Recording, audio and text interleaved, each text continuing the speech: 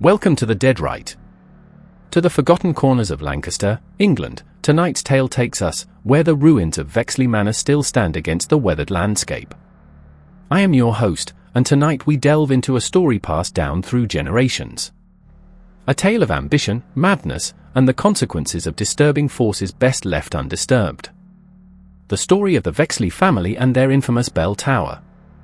The year was 1847 when Ambrose Vexley, a merchant who had made his fortune in the East India Company, returned to his homeland with a mind brimming with grand ambitions and pockets full of colonial wealth. A vast tract of land in the mist-shrouded hills of Lancashire was what Ambrose purchased, setting about building what he envisioned would be a lasting monument to the Vexley name, a sprawling manor house that would stand for centuries. A man of half measures, Ambrose was not. While other wealthy men of his era might have been content with a stately home and modest grounds, beyond mere comfort or status extended Ambrose's vision. The manor he designed featured peculiar architectural choices, corridors that seemed to lead nowhere, staircases that spiraled in unusual patterns, and most notably, a bell tower that rose from the eastern wing like a sentinel watching over the surrounding valleys. Nearly 60 foot tall stood the bell tower, a slender spire of weathered stone that appeared almost too thin to support itself. At its peak hung a single bell crafted from an unusual alloy that gave it a distinctive silvery black sheen. That it made no sound when tested was reported by the local craftsman commissioned to install the bell. A curious detail that Ambrose dismissed with irritation, insisting that they had simply failed to strike it properly. That Ambrose had brought the bell back from his travels in India was suggested by records from the construction period, though the exact origin remained unclear. In his private correspondence, later discovered hidden in a compartment beneath the manor's library floor, Ambrose referred to acquiring the bell from a temple where silence was worship and sound was sacrifice. A more sinister meaning would these cryptic words take on in the years to come. In the autumn of 1849, the construction of Vexley Manor was completed. And with his wife Eleanor and their 3 children, Ambrose moved in, twins Cyril and Cecilia, aged 14, and their younger brother Edward, who was just 7. A grand celebration attended by nobility and businessmen from across the county marked the family's arrival, all eager to glimpse the eccentricities of Vexley Manor and the wealth Ambrose had brought back from the colonies. During this celebration, the first incident occurred. As midnight approached, the guests had begun to depart, and the Vexley family retired to their quarters. A young servant boy named Thomas Miller, perhaps curious about the strange tower that had been the subject of so much gossip, slipped away from his duties and climbed the narrow spiral staircase that led to the bell chamber. What exactly transpired in that tower remains unknown, but shortly after midnight, the previously silent bell rang out across the estate. A single resonant toll that was described by those who heard it as not so much a sound as a feeling, a vibration that seemed to pass through the body rather than the ears. The following morning, Thomas Miller was found curled at the base of the tower, his eyes wide open and his face frozen in an expression of such profound terror that the local doctor declared he must have died from fright. Rather than expressing remorse over the boy's death, Ambrose Vexley flew into a rage, demanding to know who had given the child permission to enter the tower. He ordered the door to the tower sealed and placed a brass plaque upon it bearing the words that would become inextricably linked with the Vexley legacy: the bell tower wasn't meant to be rung. For several years following this incident, life at Vexley Manor continued without significant disruption. Increasingly reclusive, Ambrose grew, spending long hours in his study with books on obscure mythologies and ancient religions. His wife, Eleanor, took charge of the children's education and the management of the household, while the twins and young Edward explored the vast grounds of their new home, always giving the sealed tower a wide berth. Merely the calm before the storm was the tranquility of those years. In the winter of 1853, during a particularly fierce blizzard that had isolated the manor from the nearby village, the bell rang again. 3 distinct tolls echoed across the snow-covered landscape despite the tower remaining sealed and untouched. Without a trace vanished Eleanor Vexley that night. Her bedchamber was found empty the following morning. The bedsheets were cold and undisturbed, as if she had never retired for the evening. Nothing was revealed by a search of the grounds, though several servants reported seeing footprints in the fresh snow leading from the manor to the bell tower door, footprints that seemed to disappear at the tower's entrance. Increasingly erratic became Ambrose's behavior following his wife's disappearance. He ordered the servants to keep a constant vigil around the tower, forbidding anyone from approaching it under any circumstances. He began sleeping in the corridor outside the tower entrance, armed with a loaded rifle. The children, now largely neglected by their distracted father, were left to the care of the housekeeper, Mrs. Pembroke, who later recounted that young Edward had begun sleepwalking, often found standing before the tower door, his small hand reaching for the handle. By the spring of 1854, rumors had begun to circulate in the nearby village of Blackthorn. Some claimed to have heard the bell tolling on moonless nights, while others spoke of lights seen in the tower despite its sealed entrance. The local vicar, concerned for the spiritual welfare of the Vexley household, made several attempts to visit the manor, but was turned away each time by an increasingly disheveled and hostile Ambrose. In his journal, recovered decades later, the vicar wrote, "I fear that Mr. Vexley has brought back more than mere trinkets from the East. There is a darkness that surrounds that house now, a palpable sense of wrongness that causes even the birds to fall silent as one approaches the property.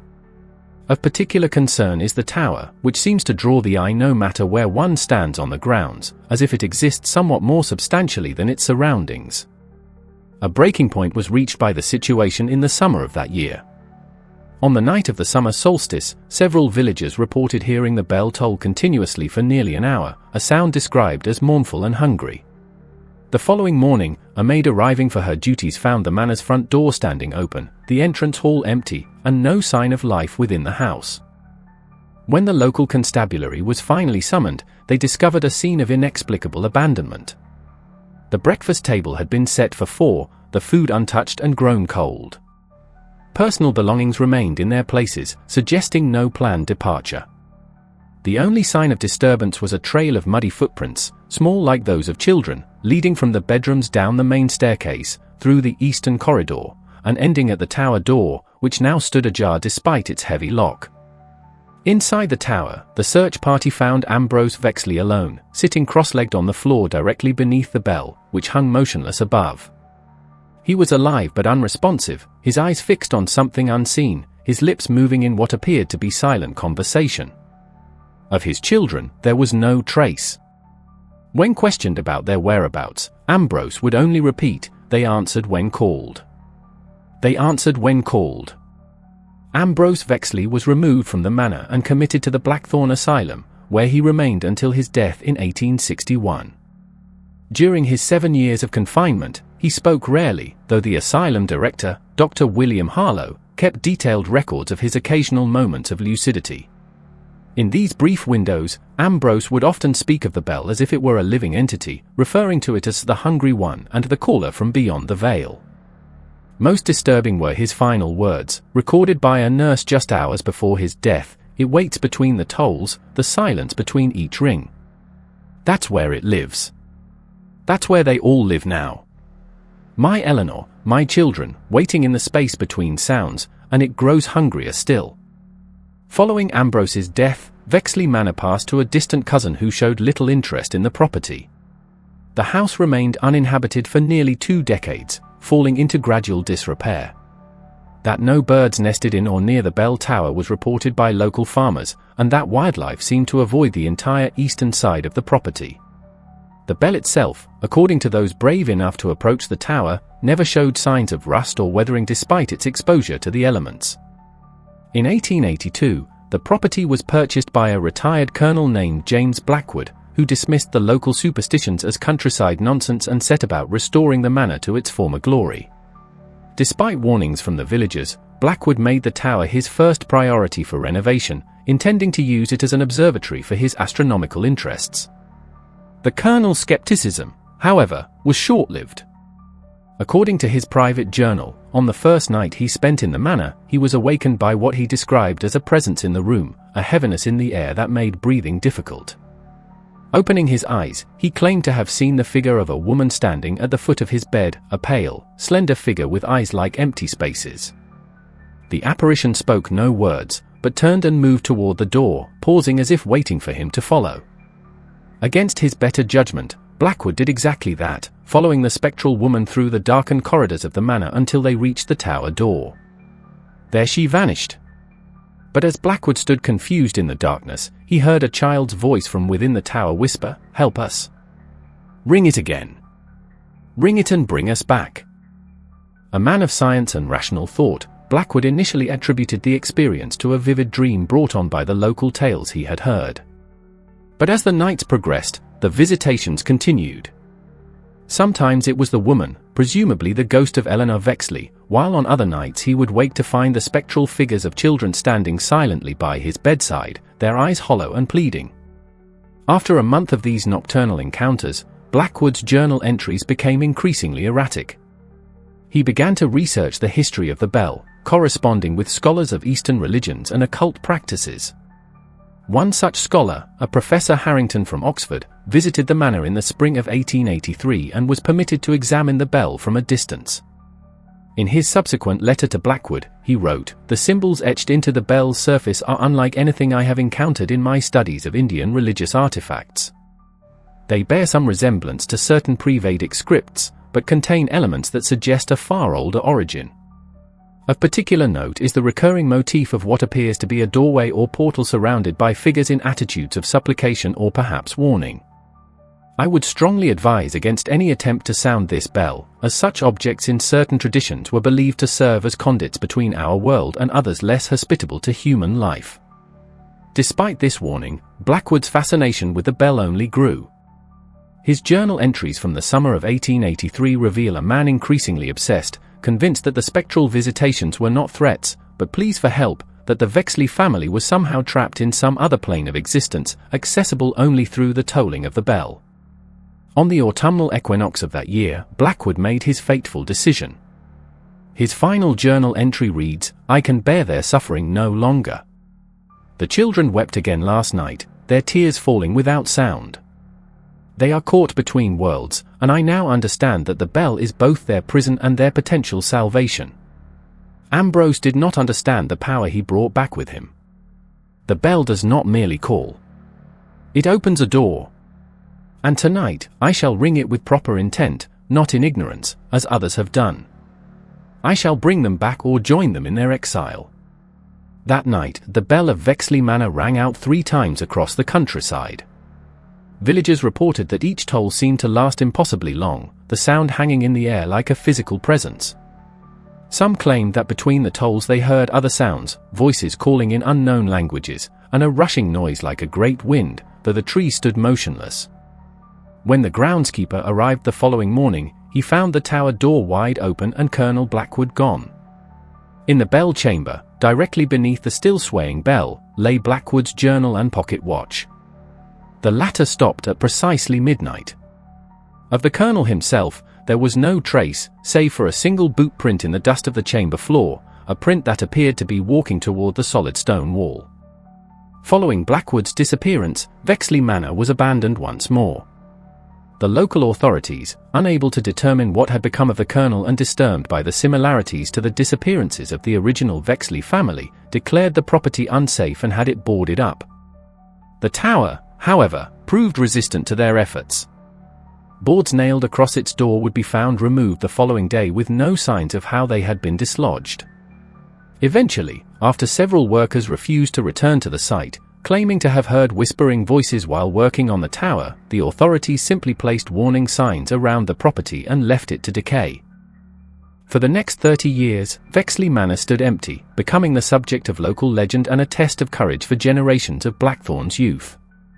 Those brave or foolish enough to venture onto the grounds often reported strange experiences, sudden drops in temperature, the sensation of being watched from the tower windows, and in some cases, glimpses of pale figures moving within the manor itself. Most disturbing were the reports of children's laughter heard emanating from the tower on particularly dark nights, followed by a silence so profound it seemed to swallow all other sounds. The property might have remained abandoned indefinitely had it not been for the outbreak of the First World War.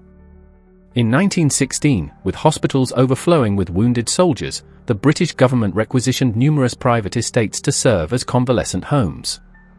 Despite its reputation, Vexley Manor's size and location made it an ideal candidate for conversion. And by the autumn of that year, the first patients were installed in the hastily renovated West Wing. Captain Henry Sullivan, the medical officer assigned to oversee the facility, noted in his initial report that the East Wing, including the bell tower, had been sealed off due to structural concerns. In truth, as his private correspondent revealed, the decision was influenced by the unease the tower provoked in both the renovation crews and the first staff members to arrive at the manor.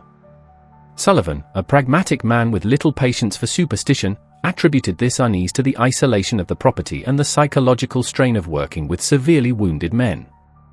For the first few months, the Vexley Manor Convalescent Home operated without incident. The patients, primarily officers suffering from physical wounds and what was then termed shell shock, seemed to respond well to the quiet rural setting. The only notable issue mentioned in several of Sullivan's reports was the difficulty in keeping patients from venturing into the sealed East Wing despite clear prohibitions against doing so. There appears to be a peculiar fascination with the tower visible from the South Lawn, Sullivan wrote in February 1917. Several patients have been found attempting to access the East Wing, and when questioned, many claim to have heard their names being called from that direction. Given the fragile mental state of many of these men, we have installed additional locks on all connecting doors. The situation changed dramatically in the spring of 1917 with the arrival of Lieutenant Thomas Sheffield, a young officer who had been pulled from the rubble of a collapsed trench in Flanders, the sole survivor of his platoon. Sheffield's physical injuries were relatively minor, but his mental state was severely compromised. He spoke rarely, and when he did, it was often to describe hearing the voices of his dead comrades calling to him from just out of sight.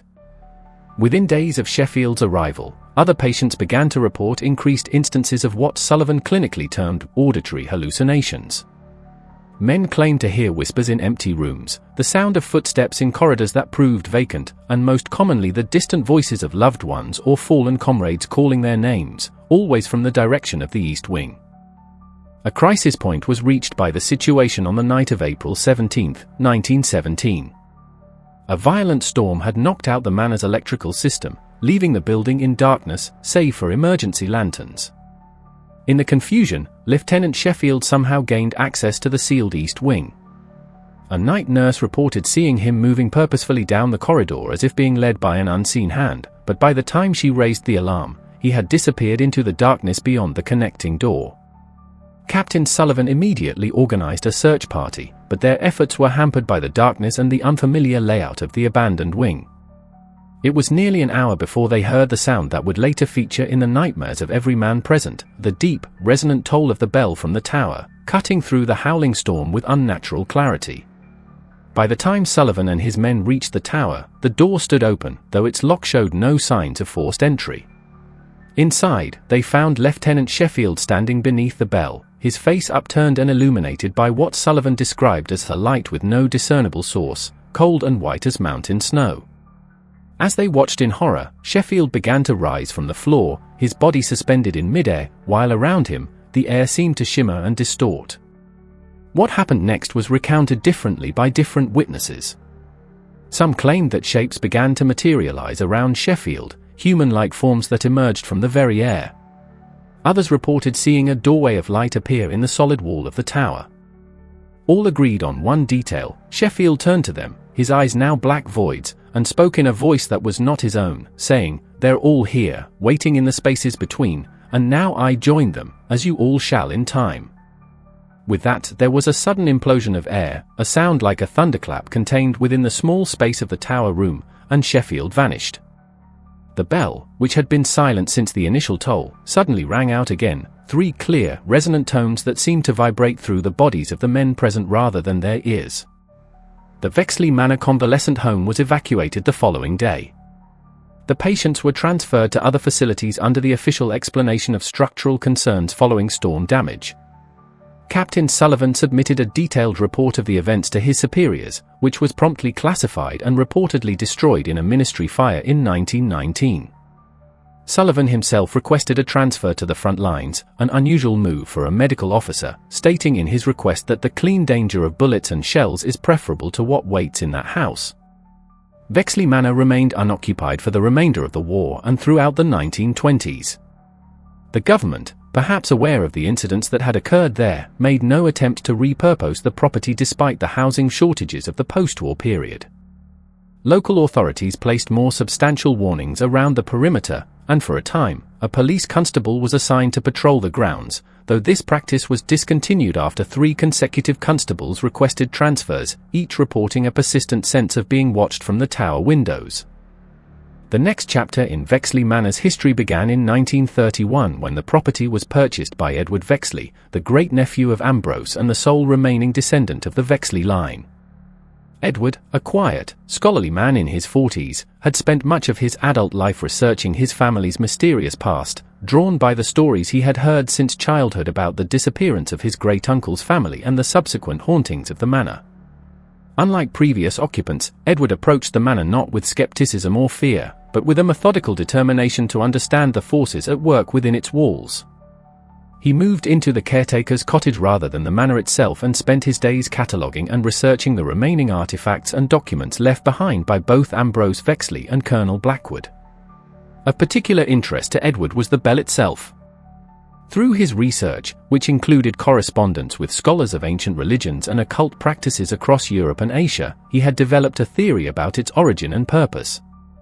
In his journal, he wrote, "The bell is not merely a bell, but a key, a tuning fork of sorts that, when sounded, aligns our world momentarily with another. The symbols etched upon its surface, which I have now partially translated, speak of the realm between heartbeats, a place or state that exists in the infinite decimal pauses between moments of our perception. The ringing of the bell doesn't summon entities from this realm so much as it thins the boundary between our reality and theirs, allowing passage in both directions."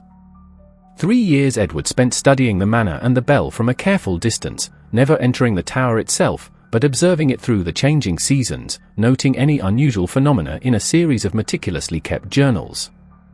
He recorded temperature variations, the behavior of local wildlife around the property, and most significantly, what he called temporal anomalies, instances where watches stopped, clocks ran backward, or visitors to the grounds reported experiencing minutes or hours that couldn't be accounted for. In the summer of 1934, Edward's research took a more active turn. Having established what he believed were safe periods for closer observation, specifically during the full moon when the paranormal activity around the tower seemed at its lowest, he began to enter the manor itself, setting up primitive recording equipment to capture any unusual sounds and photographic plates to detect any visual anomalies. The results of these investigations were mixed. Most of the recordings captured nothing but the natural sounds of an old house settling, though on several occasions, Edward noted what appeared to be whispers or distant conversations that couldn't be attributed to any external source. The photographic evidence was more compelling. Several plates showed distinct orbs of light near the tower, while others captured what seemed to be human figures, transparent and indistinct, standing in corridors or peering from windows. Edward's approach remained scientific throughout, each experience catalogued with detached precision. However, as the months passed, a subtle shift began to appear in his journal entries. The clinical observations gave way to more personal reflections, particularly regarding dreams in which he encountered children playing in the manor grounds, children he somehow knew to be his long-lost relatives. "I dreamed of them again last night," he wrote in February 1935. Cyril and Cecilia running through the winter garden, their laughter echoing strangely as if coming from very far away. They stopped when they saw me watching. And Cecilia, or the entity presenting itself as Cecilia, beckoned to me. "You're one of us," she said. "You can help us come back." I find myself increasingly convinced that these are not mere dreams, but some form of contact from whatever realm holds my ancestors. By the spring of 1935, Edward's journals show a man increasingly torn between scientific caution and emotional involvement. He began to spend nights in the manor itself, sleeping in a small room in the west wing, but inevitably finding himself drawn toward the east wing and the tower as darkness fell. He reported increasingly vivid encounters with what he believed were the spirits of the Vexley family, no longer confined to dreams, but appearing during his waking hours. "Eleanor came to me today," reads an entry from April 1935. "Not in dream or darkness, but in the full light of afternoon as I sat in the library. She materialized like mist, condensing into form, her eyes holding a profound sadness. 'My children,' she said, 'they cannot rest. The space between holds them, neither here nor there, neither living nor truly dead.' When I asked what I could do to help them, she simply turned toward the direction of the tower, then faded from sight. It was around this time that Edward began to develop a theory that would ultimately prove fatal. Through his research and experiences, he had come to believe that the disappearances associated with the bell were not cases of people being destroyed or consumed by some malevolent force, but rather of them being trapped in the realm between, a parallel space that existed alongside our own, but could only be accessed through the specific resonance of the bell. Furthermore, he believed that this transition was incomplete for the previous victims, that they existed in a state of limbo because the bell had never been rung in the proper sequence. In his final journal entries, Edward wrote of discovering a pattern in the symbols etched on the bell's surface, a sequence of 7 tolls that he believed would fully open the passage between worlds and potentially allow those trapped to either return to our reality or move on to whatever lay beyond. The partial soundings of the bell, the single toll that took the servant boy, the 3 that led to the disappearance of my ancestors, the 3 that claimed Colonel Blackwood, these were incomplete keys, he wrote. The full sequence of 7, properly spaced and intoned, should stabilize the connection between realms. My research suggests that this would create not just a momentary thinning of the boundary, but a lasting doorway through which those trapped might find release. On the summer solstice of 1935, Edward Vexley made his final visit to the bell tower. He left his journals in the caretaker's cottage along with a letter addressed to the British Society for Psychical Research detailing his theories and the experiment he intended to perform. The letter concluded with the words, "If I do not return, do not assume that I have met with tragedy.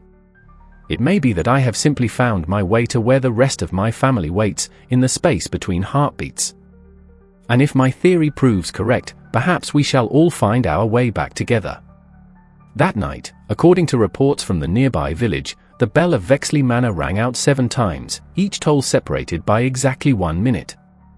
Witnesses described the sound as clearer and more powerful than any church bell, carrying for miles despite the still summer air. After the 7th toll, a bright light was seen emanating from the tower, visible even from the village, lasting for several minutes before being suddenly extinguished. When the caretaker arrived the following morning and found no sign of Edward, the authorities were notified. The police investigation discovered nothing to suggest foul play or suicide, simply another disappearance in the long, strange history of Vexley Manor. The tower itself showed signs of recent presence, a chair positioned directly beneath the bell, a single candle burned down to the socket, but of Edward Vexley, there was no trace. The letter and journals were duly delivered to the Society for Psychical Research, where they caused considerable debate among members. A small expedition was organized to investigate the manor, equipped with what were then the most advanced tools for paranormal research. Their findings, while inconclusive by modern scientific standards, included several phenomena that defied conventional explanation, electromagnetic readings around the tower that fluctuated wildly without apparent cause, audio recordings that, when played back, contained voices not heard during the original recording, including what seemed to be children's laughter and a woman calling the name Ambrose repeatedly, photographic plates that, when developed, showed what appeared to be human figures in period dress, transparent but distinct, gathered around the tower. Most significantly, a series of temperature drops in the bell chamber itself, so severe that water froze in a glass left overnight despite the summer heat. The Society's official report, published in a limited edition for members only, concluded that while they could not endorse Edward Vexley's theories about parallel realms, the cumulative evidence suggests that Vexley Manor, and specifically its tower, represents one of the most compelling cases of sustained paranormal activity yet documented in Britain. Following this investigation, the manor was once again abandoned to the elements. The Society attempted to purchase the property for ongoing research but encountered a series of bureaucratic obstacles that its members attributed to deliberate obstruction by government officials who wanted the entire matter forgotten. By the outbreak of the Second World War, interest in the manor had waned, with more pressing concerns occupying both the public and the scientific community. During the war years, Vexley Manor briefly served as an emergency storage facility for artifacts from various museums in Manchester and Liverpool, moved to rural locations to protect them from German bombing. The workers tasked with transporting and organizing these artifacts reported nothing more unusual than a general sense of unease while on the property, though they unanimously avoided the east wing and tower after dark. It was in the post-war period that the modern legend of Vexley Manor began to take shape. With the property now falling into serious disrepair, the local council erected fencing around the perimeter, ostensibly to prevent accidents. This barrier, of course, served mainly to attract curious teenagers and thrill seekers for whom a night at Vexley became a rite of passage in the 1950s and 60s. From these nocturnal expeditions emerged the contemporary folklore surrounding the manor, stories of watches that stopped at midnight, cameras that captured strange orbs of light or misty figures, and most persistently, the experience of hearing one's name called from the direction of the tower, often in the voice of a loved one or a child. One incident from this period stands out for its documentation and multiple witnesses. In the summer of 1962, a group of university students from Manchester, equipped with early portable tape recorders and cameras, spent a night in the manor as part of a self-styled paranormal investigation. Their experience, later published in a student journal and subsequently picked up by several national newspapers, involved what they described as a full manifestation shortly after midnight. According to their account, the group had set up their equipment in the main hall of the manor when they began to hear what sounded like footsteps moving through the east wing. Following the sound, they encountered a sudden drop in temperature as they approached the corridor leading to the tower. Their tape recorder, running continuously, captured what they claimed was the sound of children's voices whispering just at the threshold of audibility. As they reached the tower door, which stood ajar despite the heavy chain and padlock the group had observed upon their arrival, their torch beams reportedly passed through the figure of a woman in Victorian dress standing at the foot of the tower stairs. The figure, which all 5 students claimed to have seen clearly, turned and ascended the stairs, seeming to beckon them to follow. 2 of the students did follow, while the others remained behind, too frightened to proceed. Those who ascended reported reaching the bell chamber to find it illuminated by a light with no visible source, revealing the figures of 2 children, a boy and a girl of about 14, standing beneath the bell. Before any interaction could occur, the light intensified to a blinding level, then vanished, plunging the tower into darkness. When the students were able to see again, the figures had disappeared. The audio recording from this encounter, which survived and was later analyzed by audio engineers, contained several anomalies, periods of complete silence where ambient room noise should be audible, followed by bursts of what was described as multiple voices speaking simultaneously, 2 overlapped to distinguish individual words. Most striking is a child's voice clearly captured saying, "The door is open now, but we can't come through." Not yet. This incident renewed public interest in Vexley Manor, leading to a brief period where the property became something of a tourist attraction for those interested in the paranormal. The local council, concerned about liability and the structural safety of the increasingly dilapidated building, eventually took more stringent measures to secure the site, including hiring a permanent security guard who lived in the renovated caretaker's cottage. Malcolm Briggs, who served as the property's guardian from 1965 to 1973, kept a detailed log of his experiences, which he later published as a short memoir titled *8 Years at Vexley Star. Briggs, a former military man with no previous interest in the supernatural, documented a progression of experiences that transformed him from skeptic to believer. "At first, I attributed the sounds to the natural settling of an old structure," he wrote, "the footsteps to animals that had found their way inside, the whispers to wind moving through broken windows and cracked walls. But over time, the patterns became too consistent, too intelligent to dismiss. They weren't random occurrences, but what felt like attempts at communication." Briggs noted that the phenomena centered almost exclusively on the tower, which he described as the heart of whatever haunts Vexley Manor. He observed that activity increased dramatically during certain celestial alignments, solstices, equinoxes, and particularly during lunar eclipses. On such nights, he would often see lights moving within the tower despite it being inaccessible from the ground floor after a partial collapse of the staircase in 1967. Most significantly, Briggs documented what he called visitation cycles, periods of intense activity followed by weeks or months of relative quiet.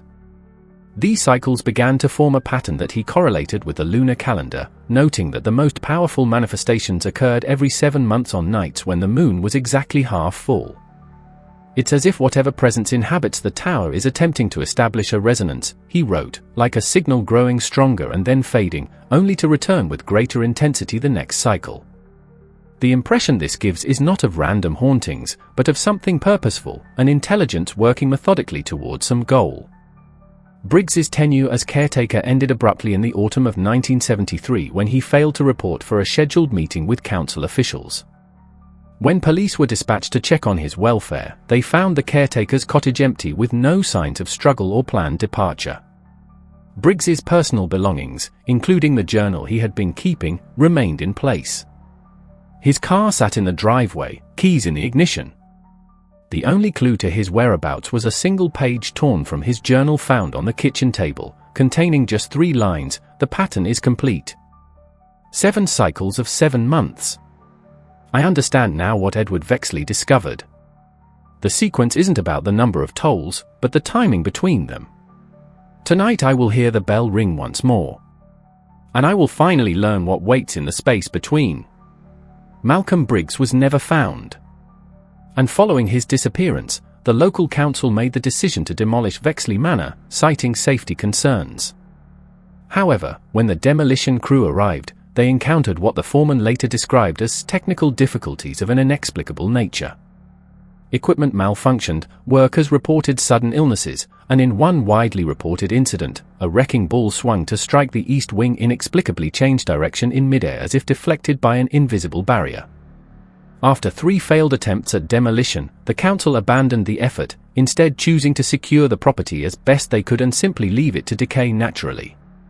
The tower, remarkably, remained intact despite the deterioration of the surrounding structure, standing like a defiant sentinel as the years passed. In the decades that followed, Vexley Manor receded from public attention, becoming little more than a footnote in books about Britain's haunted locations. Occasional trespassers still sought access to the site, drawn by the enduring legend, but no further disappearances were recorded.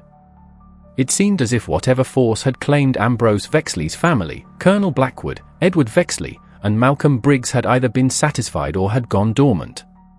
This period of quiet ended in the spring of 2018, when Drive Sophia Chen, a theoretical physicist specializing in quantum mechanics, purchased the land on which the ruins of Vexley Manor stood. Dr. Chen, whose academic work focused on theories of parallel dimensions and quantum resonance, had become interested in the Vexley case after reading Edward Vexley's journals in the archives of the Society for Psychical Research. Unlike previous investigators, Dr. Chen approached the site with neither superstition nor skepticism, but with a hypothesis grounded in cutting-edge physics. In her research proposal submitted to a private foundation that funded her work, she wrote, "The consistent patterns of temporal and spatial anomalies reported at Vexley Manor align remarkably with certain predictions of M-theory, particularly regarding points of dimensional intersection. If the structure known as the Bell Tower does indeed represent such a thin point between dimensional brands, then the documented phenomena, disappearances, apparitions, audio anomalies, could potentially be explained as bleed-through from a parallel reality existing in quantum superposition with our own." Dr. Chen established a research station in a prefabricated building erected a safe distance from the manor ruins. Equipped with an array of sophisticated monitoring equipment, quantum field detectors, gravimetric sensors, and multispectrum cameras designed to capture phenomena beyond the range of human perception, for the first time, the strange occurrences at Vexley Manor were subjected to rigorous scientific observation. The preliminary findings, published in a controversial paper that divided the scientific community, suggested that the area surrounding the tower exhibited measurable quantum abnormalities.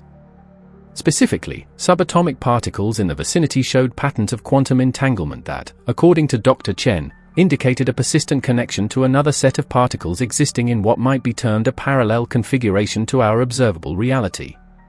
More dramatically, Dr. Chen's equipment recorded what she termed dimensional oscillations, periodic fluctuations in the quantum field surrounding the tower that corresponded precisely with the 7-month cycle previously noted by Malcolm Briggs.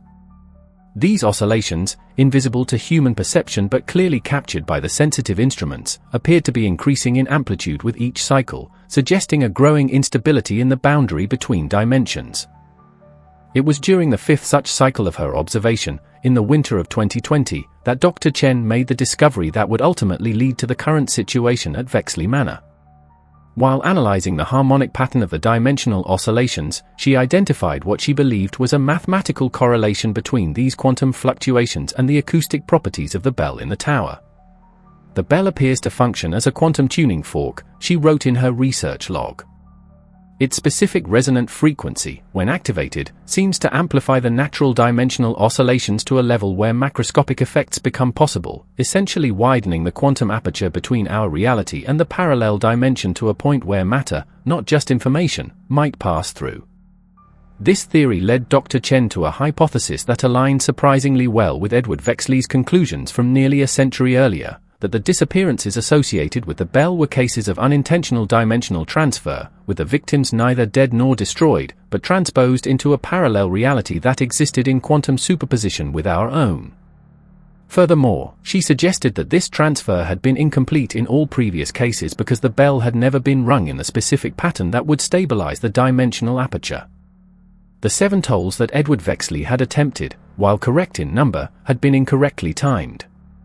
The sequence needed to follow the natural harmonic progression of the dimensional oscillations themselves. In her final published paper, Dr. Chen wrote, "If my calculations are correct, the complete sequence, 7 tolls spaced according to the Fibonacci spiral as measured in milliseconds, would create a stable bidirectional passage between dimensions. Theoretically, this would allow matter to pass through in both directions, potentially enabling the return of those who were previously transferred. The implications of this theory were too significant to ignore and too dangerous to test without extensive preparation. Dr. Chen spent the next year developing safety protocols and remote activation mechanisms that would allow the bell to be rung in the precise pattern without putting any human at risk of unintentional transfer. She assembled a team of specialists from various fields: quantum physics, parapsychology, structural engineering, and emergency medicine, to prepare for what she termed the first controlled interdimensional contact in human history. The date chosen for this attempt was March 20, 2022, the spring equinox, when the natural dimensional oscillations would be at their peak. Dr. Chen's team established a controlled perimeter around the Manor ruins, equipped with quantum field stabilizers designed to contain any unexpected expansion of the dimensional aperture. The bell itself would be activated by a system of electromagnets precisely calibrated to produce the 7 tolls in the correct harmonic sequence. As a final precaution, Dr. Chen installed a quantum tether, an experimental device of her own design that would theoretically maintain a connection to our dimension, even if she entered the parallel space. This tether took the form of a small pendant worn around her neck, containing a particle entangled with a counterpart in the main research station. On the morning of the experiment, everything proceeded according to plan. The equipment was checked and rechecked, the perimeter secured, and all team members in position at their monitoring stations. Dr. Chen herself took up position in a reinforced observation pod positioned 100 yards from the tower, from which she would oversee the activation sequence. At precisely noon, the system was initiated. The electromagnet surrounding the bell activated in sequence, producing the first toll, a sound that, according to those present, seemed to hang in the air far longer than acoustically possible. Monitoring equipment showed an immediate spike in quantum activity around the tower, the dimensional oscillations amplifying just as Dr. Chen had predicted. The second toll followed at the calculated interval, then the third, each producing a stronger reaction in the quantum field. By the 4th toll, visual anomalies were becoming apparent even to the unaided eye, as shimmering in the air around the tower, like heat haze, but more structured, forming patterns that seemed almost linguistic in nature. The 5th toll brought a dramatic escalation. The shimmering coalesced into what multiple witnesses described as a curtain of light surrounding the tower, through which indistinct shapes could be seen moving. The monitoring equipment began to register life signs within the dimensional aperture: heartbeats, body heat, movement patterns consistent with human presence. It was at this point that the carefully planned experiment began to deviate from protocol. Dr. Chen, monitoring the readings from her observation pod, noted that the quantum signatures appearing within the aperture matched theoretical models for human consciousness transferred to a quantum state. In her final communication to the team, she said simply, "They're there. All of them. Every person who ever disappeared at Vexley. They're waiting in the space between." Before her team could respond, Dr. Chen left the observation pod and began moving toward the tower, ignoring the shouts of her colleagues and the safety protocols she herself had established. As the 6th toll sounded, she had reached the base of the tower, the quantum tether around her neck glowing with an inner light visible even from the research station. What happened next was captured by multiple cameras and witnessed by the entire research team. As Dr. Chen approached the dimensional curtain surrounding the tower, figures began to emerge from within it, indistinct at first, then gaining solidity as they moved forward. Witnesses identified what appeared to be a Victorian-era woman, 2 adolescent children, a man in early 20th century clothing, and several others, all moving with purpose toward the boundary of the curtain. The 7th toll sounded just as Dr. Chen reached out to touch the dimensional boundary. The curtain of light expanded suddenly, engulfing her completely. For a brief moment, the cameras captured Dr. Chen standing among the figures from Vexley's past, her expression one of wonder rather than fear. Then, as the final resonance of the 7th toll faded, the curtain contracted with explosive force, sending a shock wave across the manor grounds that disabled much of the monitoring equipment. When the research team were able to approach the tower, they found no sign of Dr. Chen. The tower itself appeared unchanged, the bell hanging motionless despite the activation sequence. The only evidence of what had transpired was the quantum tether counterpart in the research station, which continued to register an active connection to Asterisk Somewhere star. In the days that followed, this connection produced data that Dr. Chen's team is still analyzing: mathematical sequences, wave patterns, and most intriguingly, brief fragments of what appear to be English text, seemingly transmitted directly through the quantum entanglement. These fragments, while incomplete, suggest that Dr. Chen is alive and conscious in whatever dimensional space exists on the other side of the aperture. One message, received approximately 1 week after the event, reads, "Dimensional translation successful. Vexley family here along with others. Not dead. Existing in quantum superposition. Bell creates passage when properly activated. Working on stable return protocol. Do not attempt retrieval until further notice." The most recent message, received just 3 days ago, consisted of a mathematical formula followed by the words, "Aperture stability requires balanced exchange. For each one that returns, one must cross over. The bell knows who belongs where. 7 days, 7 tolls. Prepare the tower." As of this recording, Dr. Chen's research team has established a permanent monitoring station at Vexley Manor, maintaining the quantum link to their colleague while attempting to decipher the complete return protocol. The local authorities, now fully briefed on the situation, have established a 5-mile exclusion zone around the property, citing scientific research of national importance. And so we arrive at the present moment in the long and macabre history of the Vexleys and their bell tower. Is Dr. Chen's experience proof that the disappearances associated with the bell were not deaths, but dimensional transfers? Are the Vexley family, Colonel Blackwood, Edward Vexley, and Malcolm Briggs all existing in some parallel reality, waiting for the proper sequence to bring them home? And perhaps most troublingly, what did Dr. Chen mean by balanced exchange? Who or what must cross over in the opposite direction for the dimensional equilibrium to be maintained? These questions remain unanswered as we conclude tonight's episode of The Dead Rite. The bell tower of Vexley Manor stands as it has for nearly 2 centuries, neither fully of this world nor entirely of another, marking the boundary between dimensions with its silent presence. The warning remains as pertinent now as when Ambrose Vexley first inscribed it upon the tower door: the bell tower wasn't meant to be rung.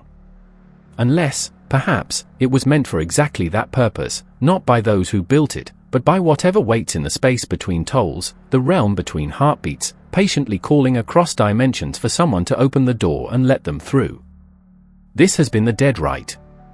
Until next time, remember that the veil between worlds is thinner than we know.